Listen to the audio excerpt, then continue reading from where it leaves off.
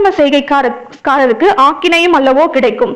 அக்கிரம செய்கைக்காரனா நான் இல்ல, நான் அக்கிரம செய்கை பண்ணியிருந்தா எனக்கு ஆக்கினை வந்திருக்குமே. நான் யாருக்கும் தீமை செய்யல, அக்கிரமமா யார்கிட்டயும் எந்த பொருளையும் புடுங்கல, எந்த பணத்தையும் பறிக்கல, நான் எந்த அக்கிரமமும் செய்யல.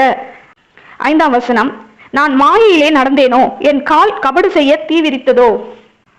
மாயைனா மறைப்பொருளா இருக்கிறது தானே மாயை சொல்றது. இருதயத்துல அவங்களுடைய நினைவுகள் எல்லாம் பொல்லாப்பா இருக்கும். ஆனா வெளியில மற்றவங்க பார்க்கும்போது மற்றவங்க முன்னாடி எப்படி நடந்துக்கிறாங்க, நல்லவங்களை போல காட்டிக் கொள்வதுதான் மாயைன்னு சொல்லப்படுது இல்லையா.